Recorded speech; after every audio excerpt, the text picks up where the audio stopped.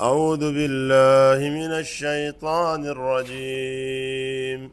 يوم ندعو كل أناس بإمامهم فمن أوتي كتابه بيمينه فأولئك يقرؤون كتابهم ولا يظلمون فتيلا.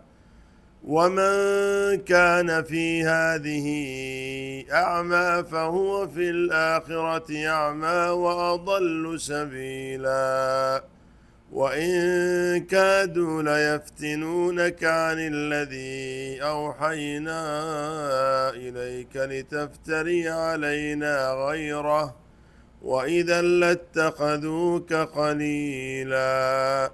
ولولا أن ثبتناك لقد كدت تركن إليهم شيئا قليلا. إذا لأذقناك ضعف الحياة وضعف الممات ثم لا تجد لك علينا نصيرا.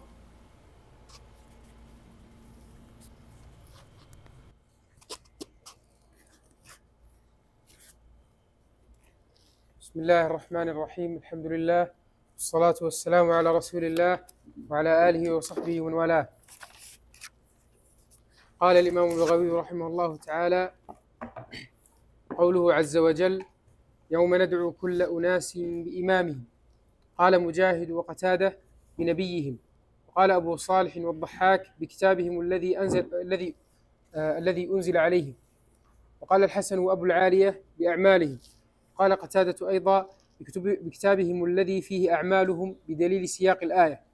فمن أوتي كتابه بيمينه، ويسمى الكتاب إماما كما قال عز وجل: وكل شيء أحصيناه في إمام مبين. وعن سعيد بن جبير عن ابن عباس رضي الله عنهما: بإمام زمانهم الذي دعاهم في الدنيا إلى ضلالة أو هدى. قال الله تعالى: وجعلناهم أئمة يهدون بأمرنا. وقال: وجعلناهم أئمة يدعون إلى النار. وقيل بمعبودهم. وعن سعيد بن المسيب قال: كل قوم يجتمعون إلى رئيسهم في الخير والشر. قال محمد بن كعب: بإمامهم، قيل يعني بأمهاتهم. وفيه 3 أوجه من الحكمة: أحدها لأجل عيسى عليه السلام، والثاني لشرف الحسن والحسين، والثالث لئلا يفتضح أولاد الزنا.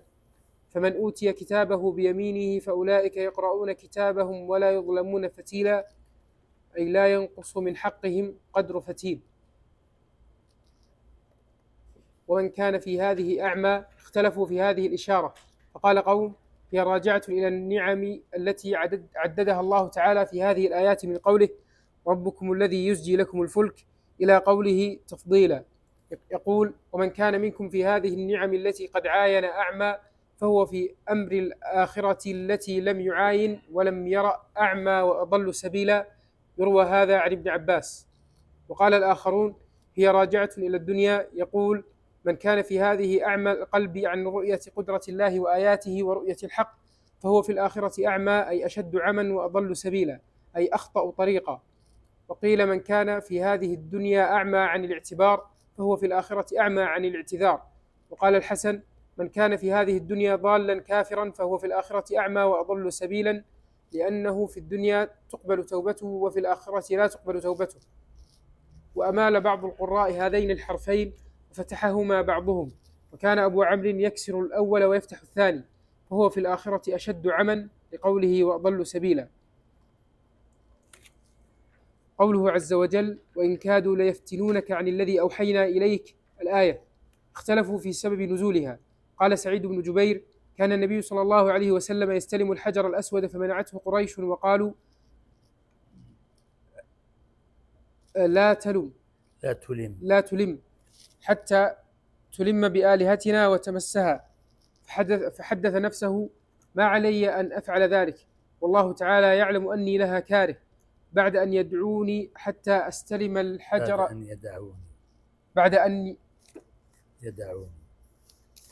والله تعالى يعلم أني كاره بعد أن يدعوني حتى أستلم الحجر الأسود.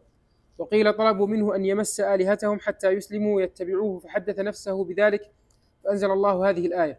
قال ابن عباس: قدم وفد ثقيف على النبي صلى الله عليه وسلم فقالوا: نبايعك على أن تعطينا 3 خصال. قال: وما هن؟ قالوا ألا ننحني أي في الصلاة ولا نكسر أصنامنا بأيدينا، وأن تمتعنا باللات سنة من غير أن نعبدها. فقال النبي صلى الله عليه وسلم: لا خير في دين لا ركوع فيه ولا سجود، وأما أن تكسروا أصنامكم بأيديكم فذاك لكم، وأما الطاغية يعني اللات والعزى فإني غير ممتعكم بها. فقالوا: يا رسول الله، إنا نحب أن تسمع العرب أنك أعطيتنا ما لم تعط غيرنا، فإن خشيت أن تقول العرب أعطيتهم ما لم تعطنا فقل الله أمرني بذلك. فسكت رسول الله صلى الله عليه وسلم، فطمع القوم في سكوته أن يعطيهم ذلك، فأنزل الله عز وجل هذه الآية: وإن كادوا ليفتنونك ليصرفونك عن الذي أوحينا إليك لتخترق علينا غيره، وإذا لو فعلت ما دعوك إليه لاتخذوك خليلا، أي والوك وصافوك.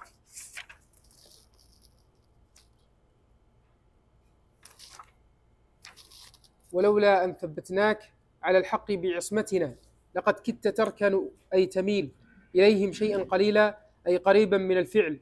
فإن قيل كان النبي صلى الله عليه وسلم معصوما فكيف يجوز أن يقرب مما طلبوه وما طلبوه كفر؟ قيل كان ذلك خاطر قلب ولم يكن عزما، وقد غفر الله عز وجل عن حديث النفس. قال قتادة: كان النبي صلى الله عليه وسلم يقول بعد ذلك: اللهم لا تكلني إلى نفسي طرفة عين. والجواب الصحيح هو أن الله تعالى قال: ولولا أن ثبتناك لقد كدت تركن إليهم شيئا قليلا، وقد ثبته الله ولم يركن. وهذا مثل قوله تعالى: ولولا فضل الله عليكم ورحمته لاتبعتم الشيطان إلا قليلا، وقد تفضل فلم يتبعوا.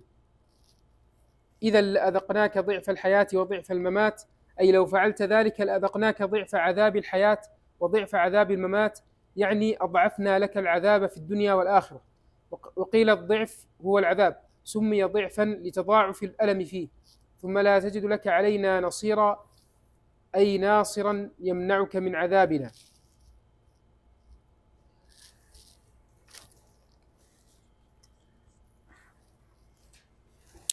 بسم الله الرحمن الرحيم. الحمد لله رب العالمين، صلى الله وسلم على نبينا محمد وعلى آله وصحبه أجمعين.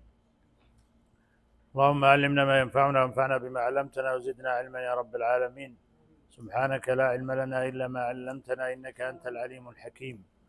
يقول الله تعالى: يوم ندعو كل أناس بإمامهم فمن أوتي كتابه بيمينه فأولئك يقرؤون كتابهم ولا يظلمون فتيلا. يخبر سبحانه وتعالى عن موقف من مواقف الحساب في الآخرة، حين يجمع الله الأولين والآخرين خاضعين مترقبين لما تؤول إليه أحوالهم.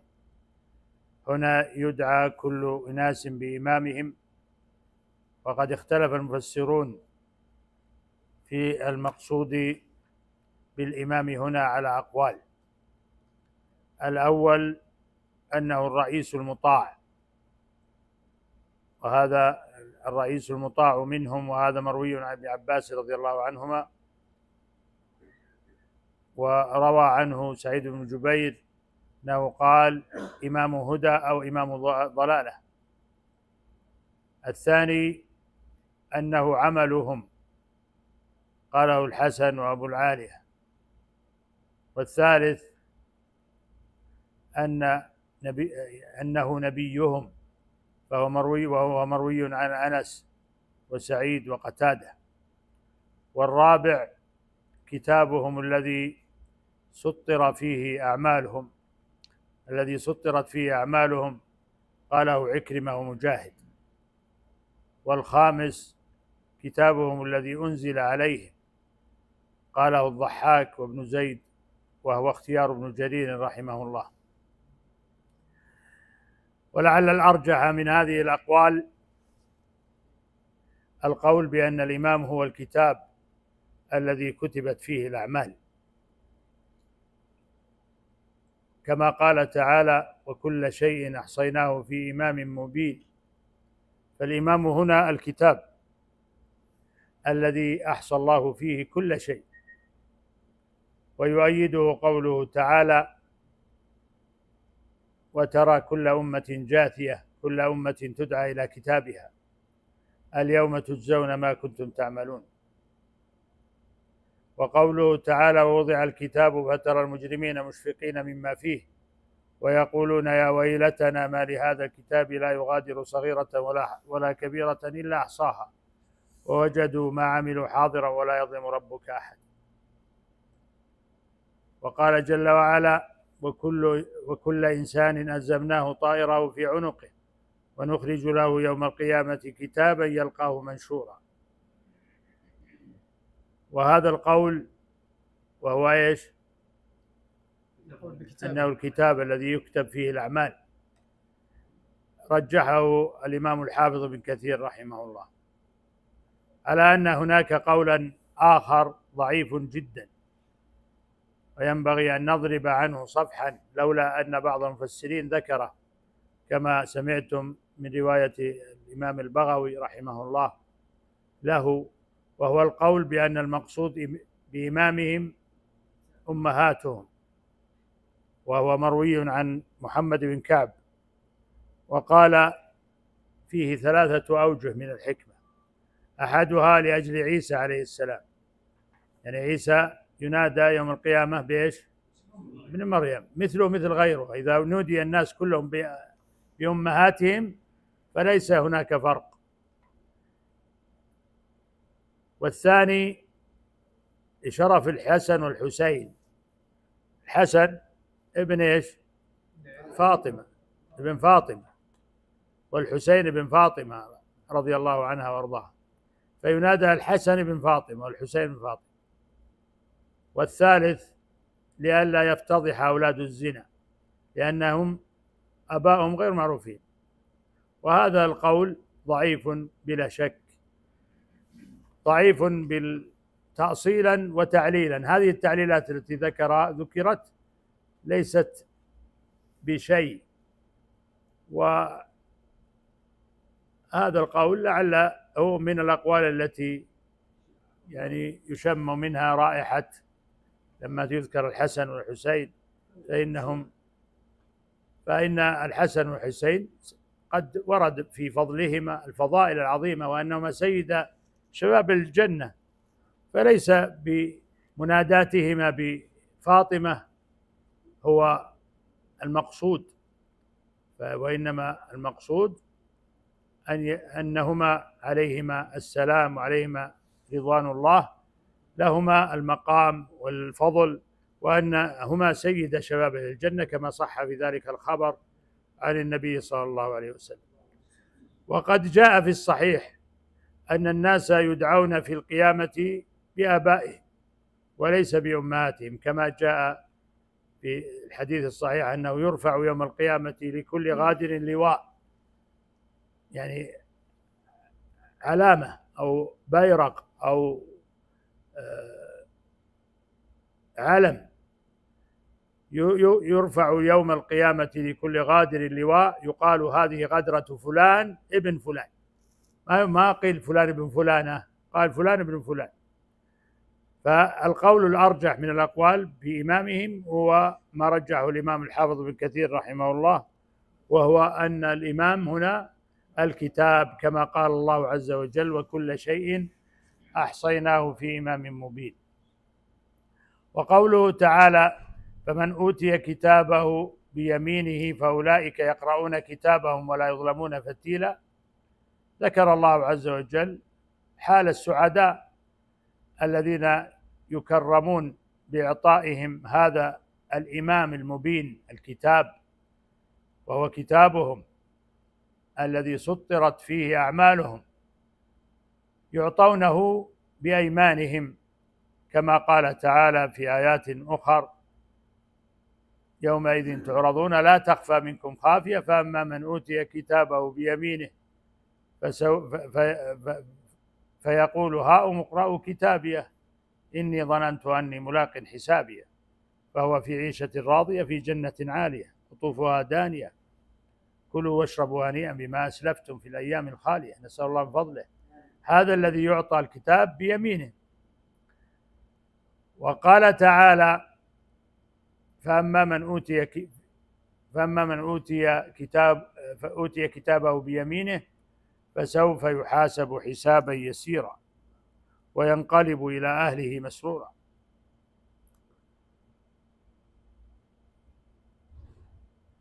فأولئك الذين يعطون كتابهم بأيمانهم يغتبطون بما فيه، كما قال الله عز وجل فيهم أنهم يقولون: هاؤم اقرءوا كتابيه، يقولون ذلك اغتباطا وفرحا بما من الله عز وجل عليهم من الفوز بأن أعطوا كتبهم بأيمانهم في هذا الموقف العصيب الشديد. وقوله جل وعلا: ولا يظلمون فتيلا، أي لا ينقص الله عز وجل من أعمالهم شيئا، كما قال تعالى: والذين آمنوا واتبعتهم ذريتهم بإيمان ألحقنا بهم ذريتهم وما ألتناهم من عملهم من شيء كل امرئ بما كسب رهين. ألتناهم يعني أنقصناهم. والفتيل ما معناه؟ هو الخيط الرفيع، خيط الدقيق الذي يكون في شق النواة، وهو كناية عن الشيء القليل الحقير، فإن الله عز وجل لا يضيع على المؤمنين شيئا ولا يظلمون فتيلا. وقوله تعالى: ومن كان في هذه أعمى فهو في الآخرة أعمى وأضل سبيلا، يبين الله عز وجل أن العمى هو عمى القلب، كما قال الله عز وجل: فإنها لا تعمى الأبصار ولكن تعمى القلوب التي في الصدور. وفي هذه الآية يبين الله عز وجل الفريق الآخر، الفريق الشقي، نسأل الله العافية، الذين ذكرهم الله عز وجل في آيات أخرى بأنهم يعطون كتبهم بشمائلهم، كما في آية الحاقة وفي آية الانشقاق. قال ابن عباس ومجاهد وقتادة وابن زيد: ومن كان في هذه أي في الحياة الدنيا، وهو الراجح، السياق يدل عليه. من كان في هذه أعمى فهو في الآخرة أعمى وأضل سبيلا. قال: من كان في هذه أي في الحياة الدنيا أعمى، أي أعمى عن حجج الله وآياته وبيناته، فإنه يكون في الآخرة كذلك في العماية والغواية والهلاك، كما قال الله عز وجل: قال ربي لم حشرتني أعمى وقد كنت بصيرا، قال كذلك أتتك آياتنا فنسيتها وكذلك اليوم تنسى. فيكون في الآخرة في أمر مريج من الإهانة العظيمة والعماية والغواية، كما أخبر الله عز وجل عن حال أهل الضلالة في يوم القيامة بأنهم يحشرون عميا. قال ربي لم حشرتني أعمى وقد كنت بصيرا، قال كذلك أتتك آياتنا فنسيتها وكذلك اليوم تنسى. ثم قال تعالى: وإن كادوا ليفتنونك عن الذي أوحينا إليك لتفتري علينا غيره وإذا لاتخذوك خليلا ولولا أن ثبتناك لقد كدت تركن إليهم شيئا قليلا إذا لأذقناك ضعف الحياة وضعف الممات ثم لا تجد لك علينا نصيرا. يبين الله عز وجل في هذه الآيات كيد الكافرين ومكرهم، وأنهم يريدون أن يفتنوا الرسول صلى الله عليه وسلم عن ما أوحاه الله إليه من هذا الكتاب العظيم،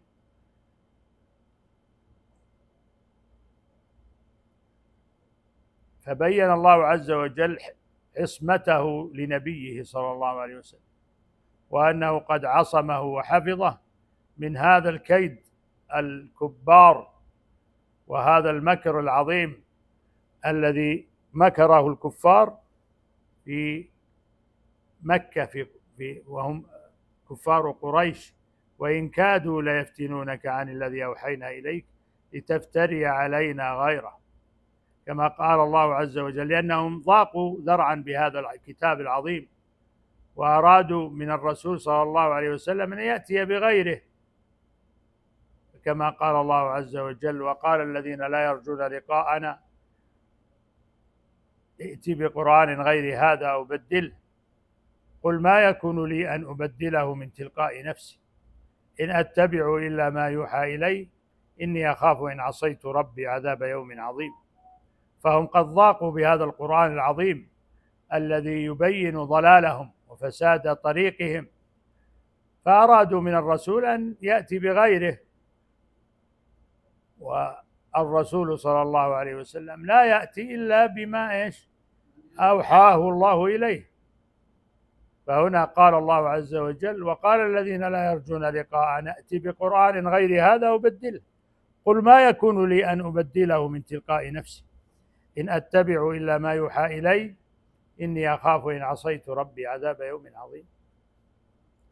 فهنا بين الله عز وجل أنهم أرادوا وكادوا ومكروا ليفتنوا النبي صلى الله عليه وسلم عن ما أوحاه الله إليه ليأتي بغيره وليفتري على ربه، لكن الله عز وجل عصمه سبحانه، والله أعلم حيث يجعل رسالته، فعصم نبيه صلى الله عليه وسلم وحفظه أن يستجيب لهم، ولو استجاب لهم لفرحوا بذلك واتخذوه خليلا وصديقا، لكنه صلى الله عليه وسلم لم يستجب لهم، بل بين الحق وجهر به وصدع به بينهم فلم يستجيبوا، وثبته ربه سبحانه تثبيتا من عنده، فقال: ولولا أن ثبتناك لقد كدت تركن إليهم شيئا قليلا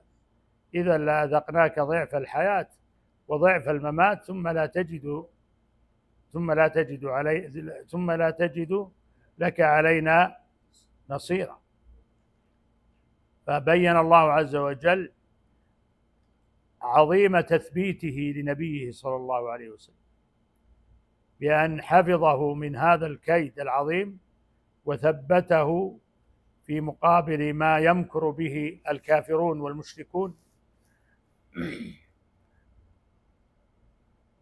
ولولا هذا التثبيت العظيم من الله عز وجل لما استطاع أن يقف الرسول صلى الله عليه وسلم هذا الموقف العظيم، وهذا كله بفضل الله وبرحمته، كما قال الله عز وجل: ولولا فضل الله عليكم ورحمته ما زكى منكم من أحد أبدا. وكذلك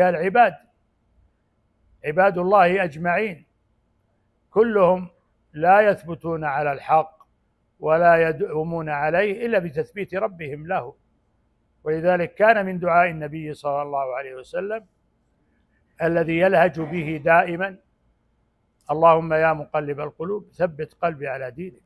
وكذلك نحن ينبغي أن نكثر من هذا الدعاء العظيم أن يثبت قلوبنا حتى لا ننحرف ونضل، فإن الله عز وجل هو الذي يثبت الذين آمنوا بالقول الثابت في الحياة الدنيا وفي الآخرة.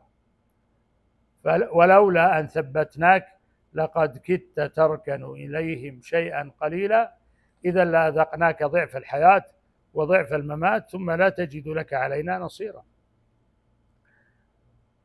وهذه الآية فيها دلالة على عصمة الرسول صلى الله عليه وسلم، وأنه قد بلغ عن ربه البلاغ المبين، وأن الله قد حفظه الحفظ العظيم من أن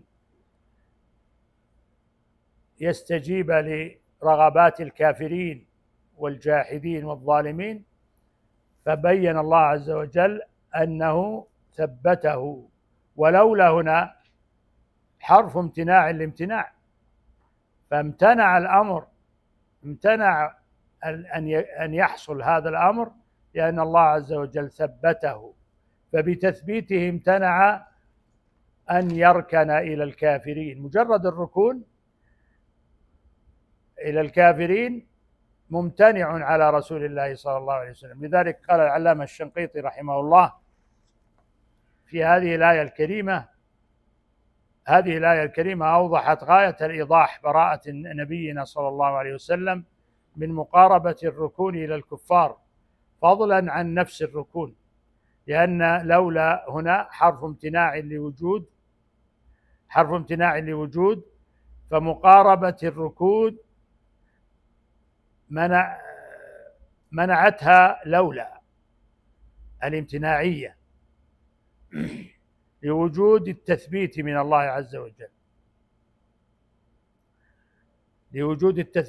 عز وجل، لأكرم خلقه صلى الله عليه وسلم، فصح يقينا انتفاء مقاربة الركون فضلا عن الركون نفسه. وهذه الآية تبين ما قبلها، وأنه لم يقارب الركون إليهم البتة، لأن قوله لقد كدت تركن إليهم شيئا أي قاربت تركن إليهم، وهو عين الممنوع بلولا الامتناعية كما ترى، ومعنى تركن إليهم أي تميل إليهم. فمجرد الركون إلى الكفار ممتنع على رسول الله صلى الله عليه وسلم، لأن الله عز وجل ثبته، فلولا أن ثبتناك لقد كدت تركن إليهم شيئا قليلا، فليس الركون وإنما المقاربة للركون. ثم قال الله عز وجل بعدها إذا لأذقناك ضعف الحياة وضعف الممات ثم لا تجد لك علينا نصيرا. فالله عز وجل بين أن هذا لو حصل، وحاشا نبينا أن يحصل منه لأن الله ثبته، لا حصل من النبي صلى الله عليه وسلم إذاقة العذاب المضاعف، لأن الخطأ إذا وقع من كبير فإنه يضاعف، كما قال الله عز وجل يا نساء النبي لستن كأحد من النساء. إيش الآية؟ لا، من يأتي منكن بفاحشة مبين يضاعف لها العذاب ضعفين لمكانتهن رضي الله عنهن. فالله عز وجل بين بهذا أن لو حصل هذا لحصل العذاب المضاعف. فماذا حصل للرسول؟ أليس النصر والتمكين والعز والرفعة؟ فدل على أن الله ثبته، وأنه قام بما أمره الله عز وجل، فنصره الله عز وجل نصرا عظيما، وسيقيمه بعد ذلك المقام المحمود كما سيأتينا: أقم الصلاة لدلوك الشمس إلى غسق الليل وقرآن الفجر إن قرآن الفجر كان مشهودا ومن الليل فتهجد به نافلة لك عسى أن يبعثك ربك مقاما محمودا. فنصره الله عز وجل في الدنيا، وأقامه المقام المحمود في الآخرة.